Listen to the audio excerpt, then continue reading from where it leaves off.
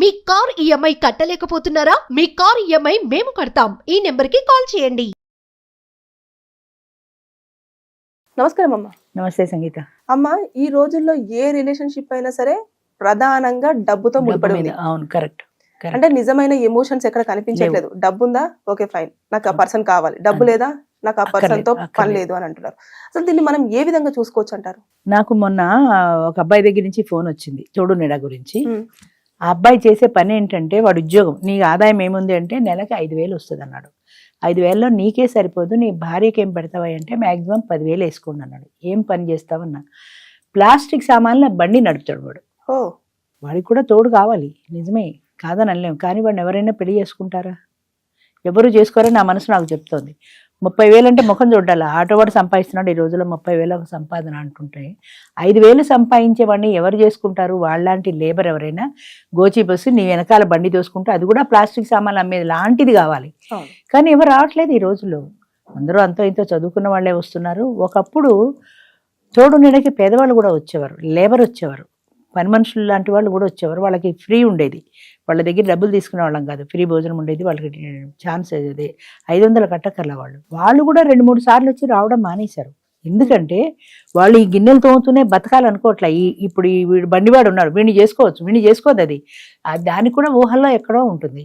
నన్ను కూడా కార్లలో తిప్పేవాడు కావాలి. కానీ కార్లలో తిప్పేవాడు అంటే వాడికి కొన్ని క్వాలిటీస్ ఉండాలి. ఈ అమ్మాయికి నువ్వు చదువుకొని ఉండాలి, నువ్వు మోడర్న్గా ఉండాలి, నువ్వు ఏమీ లేవు కదా, నేను ఎలా చేసుకుంటాడు వాడు అన్న ఆ భావం లేదు. నాకు డబ్బున్నవాడు కావాలంతే. నేను ఇంకా ఇప్పుడు 50 ఏళ్ళు వచ్చి ఇప్పుడు కూడా ఇంకా గిన్నెలు తోముకుంటే ఎట్లా బతుకుతాను? ఇప్పటికైనా నేను రెస్ట్ తీసుకోవాలనుకుంటున్నా. అదొకటే వాళ్ళ మైండ్ సెట్. కాబట్టి డబ్బును వాడైతే నేను హ్యాపీగా రెస్ట్ తీసుకుంటాను. నాకు కూడా బోల్డ్ కోరికలు ఉన్నాయి. సినిమాలకు వెళ్ళాలి, సరదాలకు వెళ్ళాలి, ఈ సరదాలు తీర్చేవాడు కావాలి. అంచేత 2-3 ఏళ్ళు వచ్చిన తర్వాత వాళ్ళు మానేశారు స్లోగా. అసలు ఇప్పుడు మా దగ్గరికి వచ్చే వాళ్ళు అందరూ చదువుకున్న వాళ్ళు తప్ప minimum 10th class, 10th class లోపల ఎవరు లేరు. 10th క్లాస్ ఉన్న వాళ్ళు ఎవరు ఈ బండి వాడిని చేసుకోరు. నేను వాడికి ఏమని చెప్పను? వాడికి తోడు అవసరమైంది, మనం కాదని అనలేని అంశం అది. బాబు నిన్నెవరు చేసుకోరు, కాదు వస్తానంటే నీ ఇష్టం, నువ్వు 1000 రూపాయలు కట్టుకోవాలి, ఛార్జీలు పెట్టుకురావాలి. 5,000లో ఇదంతా నీకు శక్తికి మించింది, అంచేత నువ్వు రావడం వల్ల నీకు ప్రయోజనం ఉండదు. కాదు నేను వస్తానంటావా, నీ ఇష్టం అని చెప్పాను. అంతే. అలాగే 70 ఏళ్ళ వాళ్ళు కూడా అంతే, వాళ్ళకు ఒక తోడు కావాలి. నిజమే, అది కాదనడానికి ఎవరికీ అర్హత లేదు. కానీ నువ్వు కావాలనుకున్న తోడు నీకు ఇక్కడ దొరకదు. నువ్వు 65 ఏళ్ళు దాటితే నువ్వు పెళ్లి చేసుకో, ముసలిదే నాకెందుకంటావు. యంగ్స్టర్స్ నిన్ను చేసుకోరు, ఈ ముసలోడు మాకెందుకంటారు. మగవాళ్ళు ఏంటంటే ఎంతసేపటికి వయసులో ఉన్న వాళ్ళని కావాలనుకుంటారు, కానీ నా వయసు ఎక్కువ అన్న సంగతి వాళ్ళు గుర్తుపెట్టుకోరు. అలాగే వచ్చిన వాళ్ళల్లో అంటే డబ్బును చూస్తారు ఎక్కువగా. డబ్బును చూస్తారు. ఆడది దానంతట అది బతకగలిగితే మరీ మంచిది అనుకుంటారు. కానీ నీ వయసు 70, 50 ఏళ్ళది, 20 ఏళ్ల గ్యాప్లో నిన్ను పెళ్లి చేసుకోవడానికి ఇష్టపడదు అన్న సంగతి వాళ్ళకి గుర్తుండదో, గుర్తున్నా అలా వస్తారో తెలియదు. 2-3 సంవత్సరాల కంటే గ్యాప్ వద్దన్న వాళ్ళ దగ్గరికి 60 దాటితేనే ఒప్పుకోరు, 70 వాడిని ఎక్కడ ఒప్పుకుంటారు? అయినా ఎవరైనా ఉంటేనే, ఎవరైనా దొరికితేనే అంటాడు వాడు. వాడికి ఏం చెప్తాం? సరే బాబు నువ్వు వచ్చి ప్రయత్నం చేసుకో, నీకైతే దొరకరు, నువ్వు రావడం దండగా అని నేను చెప్తున్నా. అయినా వస్తారంటే నీ ఇష్టం అంటాను. 70 నుంచి 80 వరకు ఇలాంటి ఫోన్లు వస్తాయి మాకు. చాలామంది అడుగుతారు కావాలని. ఆశ్చర్యం ఏంటంటే నా ఫోన్లో కూడా ఉంది, మీకు చూపిస్తాను. అబ్బాయి వయసు 37, తోడు నీడ 50 పైన ఉంటాయని వాడికి తెలుసు. వాడు నాకు మెసేజ్ పెట్టాడు, ఎవరైనా నన్ను చేసుకోవడానికి ఇష్టపడే వాళ్ళు అయితే మీరు నాకు పంపించండి నెంబరు, నేను వచ్చి చూసుకుని నచ్చితే చేసుకుంటాను. వాడు ఎంత లింక్ ఉందో చూడు, వాడు వచ్చి చూసుకొని నచ్చితే చేసుకుంటాడు. అంటే నా తిండి తెప్పలు, నా పని మానేసి నీకు ఎవరు సూట్ అవుతారని నేను చూసుకోవడమే నా ఉద్యోగం అయ్యేది అసలు కాదు కదా. మ్యాట్రిమోనీ పెట్టుకుంటే వస్తారు. అంటే 36-37 ఏళ్ళ వాడు 50 ఏళ్ళ దాన్ని కన్నా తల్లి వయసు దాన్ని ఎలా చేసుకుంటానంటున్నాడు. వాడికి ఆమెను చూస్తే భార్య అన్న ఫీలింగ్ వస్తుందా, తల్లి అన్న ఫీలింగ్ వస్తుందా? నాకు అదే అర్థం కాదు. అంటే పెర్వర్షన అసలు మైండ్ సెట్ ఎటెళ్తోంది. ప్రధానంగా డబ్బు ఉంటే దాంతో నువ్వు సంసారం చేయగలుగుతావా? అది నా భార్య అన్న ఫీలింగ్ వస్తుందా? నువ్వు ఎక్కడికైనా వెళ్ళగలుగుతావా? ఎవరు మీ అమ్మగారు అంటే కాదండి మా ఆవిడని చెప్పడానికి నువ్వు ఎంత సిగ్గుపడాలి? అంటే అవేమీ లేవు, డబ్బు ఉంటే చాలు. లేదా వీడికి పెళ్ళవక ఇక ఎలాంటి ఆడది అన్న పేరున్నది దొరక్క ఎవరితో వచ్చి దొరికితే చాలని వస్తున్నాడు. ఎంత పెర్వర్టెడ్ అయిపోతున్నారో మనుషులు. ఒక్కొక్కసారి బాధేస్తుంది నాకు అలాంటి వాళ్ళని చూస్తే. ఇది పెళ్లి వరకు తీసేసుకుంటే ఇప్పుడు మళ్ళీ పిల్లల విషయంలో కూడా తల్లిదండ్రులు ఆస్తి ఉంటేనే చూసుకుంటున్నారు కదమ్మా. అంతే కదా, ఆస్తి డబ్బు ప్రధానం. డబ్బు ఉంటేనే ఏదైనా. డబ్బు ఉన్నవాడు కావాలి. వాళ్ళకి 50 ఏళ్ళు ఉండని, వాళ్ళు ఏ పని చేయని, నాకు అందమైన వాడు, అందం కూడా కావాలి. మళ్ళీ వాడికి చాలామంది ఆడవాళ్ళు కానీ మగవాళ్ళు కానీ వస్తారు. అందరూ భగవంతుడు ఇచ్చిన రూపం, మన చేతుల్లో ఏమీ లేదు. కొంతమంది చూడడానికి అంత గుడ్ లుకింగ్ ఉండరు. వాడు వచ్చిన వాడు బాగా ఎర్రగా బుర్రగా అందంగా ఉన్నదాన్ని చూసి అడుగుతాడు. అడిగే ముందు ఒక్కసారి అద్దంలో మన ముఖం చూసుకోరు కదా. నీకు ఆమె నచ్చింది ఓకే, ఆమెకు నువ్వు నచ్చుతావని వెనక్కి తిరిగి ప్రశ్న వేసుకోరు. పెద్ద ప్రాబ్లం ఎక్కడ వస్తుందంటే ఒక ప్రశ్న అటే పెడుతుంది కానీ అట్నుంచి తిరిగి అవతల వాళ్ళ వైపు నుంచి మనం ఆలోచించాం. రాత్రి 12కి ఫోన్ వస్తుంది, నాకు ఏంటయ్యా 12కి ఫోన్ చేసా బుద్ధి లేదా అంటే, మీరు పడుకోలేదేమో అని చేశా, 12 కదండి అయింది అంటాడు వాడు. సాచిరంకాయ కొట్టాలన్నంత కోపం వస్తుంది. 12 కదా అదే 12 కదా అంటే నీకు నిద్ర పట్టక 12 కానీ నాకు సగం నిద్రలో ఉన్నాను నేను లేపి. పైగా ఏమండి వాడు అడుగుతున్నాడు 10కి ఫోన్ చేశాడు నాకు, ఏమండి ఇది ఏ ఊరండి వాడు అడిగిన ప్రశ్న అది, ఏమండి ఇది ఏ ఊరండి. మొన్నాడు ఫోన్ చేసి తిట్టాను, బుద్ధుందా బుద్ధి లేదా, రాత్రి 10కి పడుకున్నా. అసలు ఆడవాళ్ళకి ఆ టైంలో ఫోన్ చేయొచ్చా, రేపు పొద్దున అడిగితే ఏదైనా హార్ట్ అటాక్ లాంటి సీనియర్ ప్రాబ్లం సిన్సియర్ కాదు కదా, ఇది ఆడవాళ్ళ ఫోన్ నెంబర్ నాకు తెలియదు కదండి, ఫోన్ నెంబరే కదా ఉంటుంది. పోనీ మగవాడికే అనుకో, మగవాడికైనా రాత్రి 10కి ఫోన్ చేసి అవసరమా, తెల్లారి ఫోన్ చేయొచ్చు కదా అంటే, నాకు ఈ నెంబర్ ఎవరో ఇచ్చారండి అందుకని, ఎవరో ఇస్తే రాత్రి ఫోన్ అంటే అసలు ప్రపంచ జ్ఞానం శూన్యం మనుషులకు. నాకు ఫోన్ నెంబర్ వచ్చింది నేను ఫోన్ చేశా అంతే, అంతేగాని ఈ టైంలో చేయకూడదు అన్న పరిజ్ఞానం లేదు. అలాగే ఈ విషయంలో కూడా అంతే, నాకు నచ్చింది కాబట్టి నేను అడిగా, నచ్చపోతే మానేమానండి, వద్దని చెప్పానండి. వద్దని నీ మేలిగో హర్ట్ అవదా, ఆవిడ నువ్వు నచ్చలేదు నాకు వద్దని నీ ముఖం మీద చెప్తే నీ మేలిగో హర్ట్ అవదా. అంచేత ఆడవాళ్ళు కూడా వాళ్ళు లేవరు, వాడి నెంబర్ చదివి ఈ టోకెన్ నెంబర్ ఎవరు లేవనమ్మా అంటే వాడిని చూడగానే వాళ్ళు ఎవరు రావటం లేదండి ఎవరు రావటం లేదండి అంటాడు. అద్దంలో నీ ముఖం ఒకసారి చూసుకో. అచ్చా అలా కూడా జరుగుతుందా బోలుడు అలాగా. ఎవరో ఒక ఇలాగే ఎవడో అంటే ఒక అమ్మాయిని చూపించా, ఈ అమ్మాయిని చేసుకో, ఈ అమ్మాయి రెడీ నేను చేసుకోవడానికి, వద్దండి వద్దండి అన్నప్పుడు నీకు అందమైంది కావాలి, దానికి కూడా అందమైన వాడే కావాలన్న ఆలోచన నీకెందుకు రాదు, అది ఆలోచించుకోవాలి కదా. అది లేదు.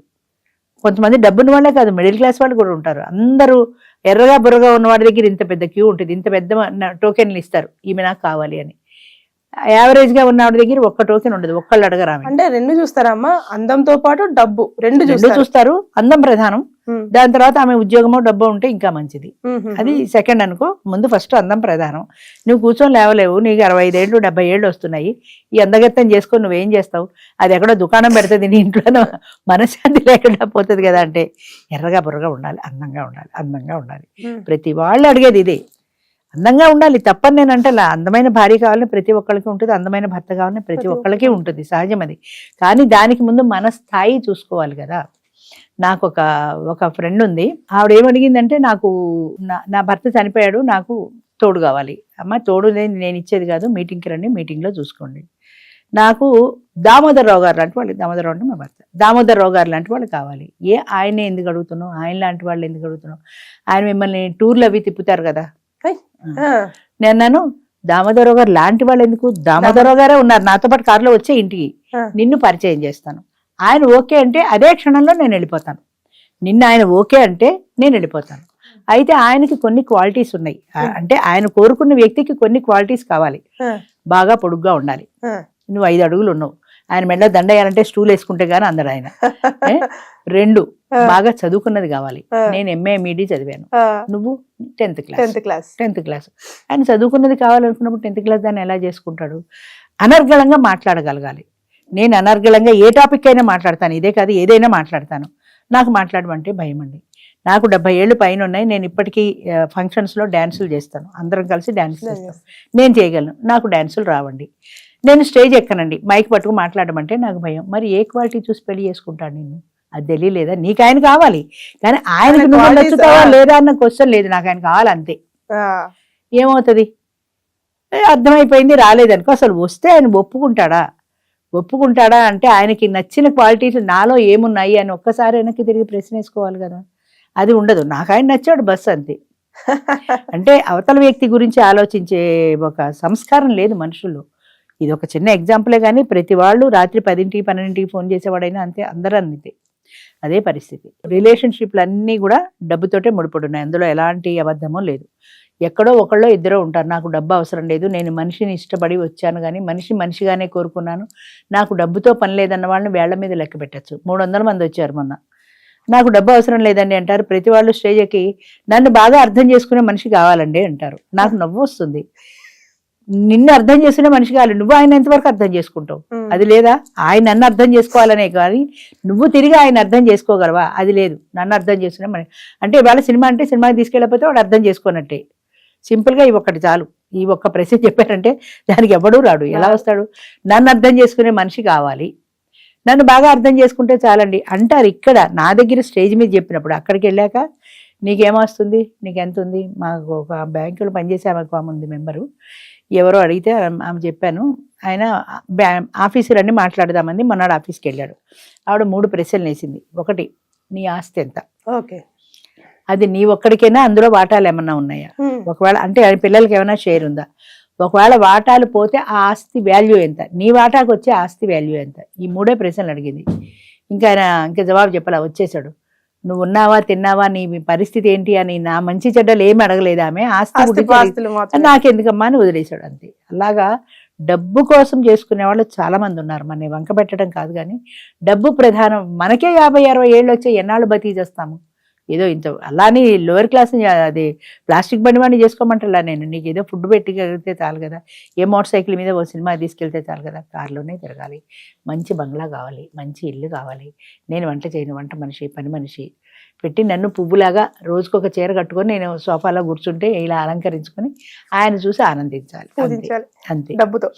డబ్బుతో పూజించాలి అంతేగాని అవతల వ్యక్తి ఏంటి, వాళ్ళ పూర్వాపరాలేంటి, వాడి కుటుంబం ఏంటి ఎవరికి అక్కర్లా. నా కుటుంబం ఏంటి ఆయనకి చెప్పాలి, ఆయన కుటుంబం గురించి నేను తెలుసుకోవాలి, ఆయన కుటుంబాన్ని నాతో నేను కలుపుకోవాలి, నా వైపు నుంచి ప్రయత్నం ఉండాలి. అసలు ఏమీ లేదు, నథింగ్, అంతే. అందుకనే అలా మిగిలిపోతారు. ఏమవుతుందంటే ఆశ కూడా ఒక అంత ఉండాలి కదా, అది లేని వాళ్ళు అలాగే మిగిలిపోతారు. మొత్తానికి బంధాలన్నీ కూడా అందంతో, బంధాలు ఈ రోజుల్లో డబ్బుతోటి అందంతో ముడిపడి ఉన్నాయి. ఆడైనా అంతే, మగైనా అంతే, ఎవరైనా అంతే. చెప్తే కష్టంగా ఉంటుంది వినడానికి, కానీ but it is a fact, నిజం ఇది. కఠోరంగానే ఉంటాయి కదా, అది అర్థం చేసుకోగలిగి ఎప్పుడు ప్రతి మీటింగ్ లో నేను చెప్తాను, మనసుకు ప్రధానం ఇవ్వండి. అది మనకు అందం కనపడదు, అదే మనసు ఎలా ఉందో మనకు కనపడదు. కొద్ది రోజులు మాట్లాడుకోండి, అందులో మీకు మనస్తత్వం నచ్చితే దిగండి. పెళ్లి అనేది చాలా క్లిష్టమైందమ్మా. మీరు పెళ్లి చేసుకోవాలి అని అనుకున్నప్పుడు, మీరు బయట కూర్చొని మాట్లాడుకున్నప్పుడు ఎంతైనా 3 సంవత్సరాలు మాట్లాడుకుంటారు, బాగానే ఉంటుంది. ఎందుకని స్వీట్ థింగ్సే ఉంటాయి. ఏ హోటల్లోనో, ఏ సినిమాలోనో, ఏ లంచ్లోనో కలుస్తారు. అప్పుడేమీ సమస్యల గురించి మాట్లాడుకోరు కదా, అన్నీ స్వీట్గా ఉంటాయి, అన్నీ బాగుంటాయి. కానీ పెళ్లి చేసుకుని ఒక చోట నివసించడం మొదలుపెట్టిన తర్వాత కష్టాలు, కన్నీళ్లు, బాధలు అన్నీ షేర్ చేసుకుంటారు. అబ్బా నాకు బాధలు వద్దు బాబు అంటే తప్పదు కదా, భరించాలి కదా. అబ్బా నేను అందుకోసం పెళ్లి చేసుకోలేదంటే కుదరదు. ఒకసారి యాక్సెప్ట్ చేసిన తర్వాత మైనస్ ప్లస్ 2 ఉంటాయి. అనుకోని దిగితే నువ్వు దాన్ని యాక్సెప్ట్ చేయగలుగుతావు. నాకు అన్ని ప్లస్లే అంటే నువ్వు యాక్సెప్ట్ చేయలేవు, అది ఉండదు. అన్ని ప్లస్లే అన్న ఉద్దేశంతో దిగుతారు. నువ్వు దిగేటప్పుడే ప్లస్లే కాదు మైనస్లు, సినిమాలలాగా ఎత్తుకుని తిప్పుతాడు అని అనుకోకూడదు. కొన్ని రియాలిటీ కూడా ఉంటాయి అని, మైనస్లు కూడా ఉంటాయి. ఆ మైనస్ని ఫేస్ చేయగలిగిన ధైర్యం నీకు ఉండాలి, ఓర్పు ఉండాలి, సహనం ఉండాలి. అది ఉండదు. ప్రధానమైన కారణం ఏంటంటే అది ఉండదు. అది ఉన్నవాళ్ళు హ్యాపీగా పెళ్ళిళ్ళు చేసుకుంటున్నారు. ఇప్పటికీ మా దాంట్లో కూడా హ్యాపీగా ఉన్నారు. బంధం, అనుబంధం అనేది మనసుకు సంబంధించింది, డబ్బుకు సంబంధించింది కాదు. అది మర్చిపోకూడదు. థ్యాంక్ యూ అమ్మా.